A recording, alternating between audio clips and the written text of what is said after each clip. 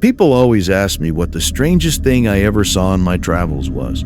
They expect stories of wild festivals or near misses on mountain roads.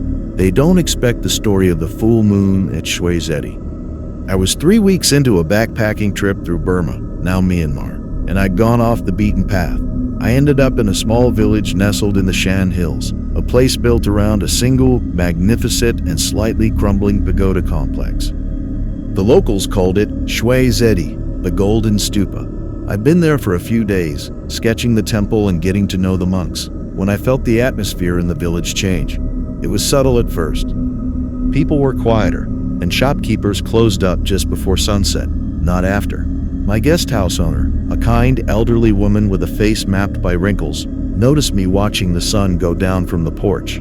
"You should be inside tonight, Dar," she said softly, using the familiar term for sun. "Why, Donway?" I asked. "It's a beautiful evening. The moon is full tonight." Her eyes darted toward the silhouette of the pagoda against the darkening sky. "That is why," she whispered. "Tonight is for her." Naturally, I asked who. She told me the story. Decades ago, long before the wars, a young woman named Thingzar lived in the village. She was renowned for her beauty and her graceful dancing, which she performed at the temple during festival days. She was betrothed to a young man from a neighboring town, and they were deeply in love. One night, during the full moon, she went to the pagoda to light incense and pray for their future. She never returned. The villagers searched for days. They found nothing but a single discarded jasmine flower near the temple's main bell.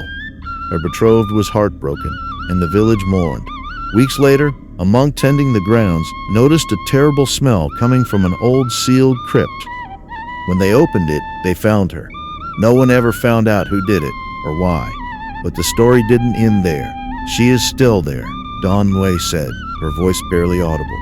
"She waits for her love, the one she lost. On the night of the full moon, when the light is as bright as the day she vanished, she walks the temple grounds. She doesn't harm anyone. She just mourns." I was a skeptic, of course. I figured it was a local legend, a tragic folktale to explain the wind whistling through the old stupas. But I was also 23 and foolish. I told Dawn Nui I was going to bed, but I didn't. I stayed in my room, which had a window facing the temple. The moon was staggering. It was so bright it looked like a silver coin pinned to the sky, washing the entire landscape in a pale, ghostly light. The village was deathly silent. Around midnight, I heard it. It wasn't the wind. It was the faint, high-pitched sound of a woman weeping. My heart hammered against my ribs. I stared at the temple complex. The moonlight was so bright I could see the path clearly. And then I saw her. She was just a shape at first, a flicker of white near the great bell. She moved with a slow, drifting grace that wasn't quite walking. She was wearing what looked like a traditional white H-taman, or wrap, which seemed to glow in the moonlight. I couldn't make out a face, but I didn't need to. The air itself felt cold, thick with a sadness so profound it was almost suffocating. She drifted from the bell to the banyan tree, her shoulders hitched, and the sound of that terrible, heartbroken sobbing echoed across the silent village. I couldn't move. I just sat there frozen, watching this thing of pure grief pace the temple grounds. She paused and looked up, not at my window, but at the full moon. The wailing stopped, replaced by a low, mournful hum that vibrated in my chest. Then, as if a string was cut, she simply dissolved. She didn't walk away. She was there, and then she was gone. The weeping stopped. I didn't sleep that night.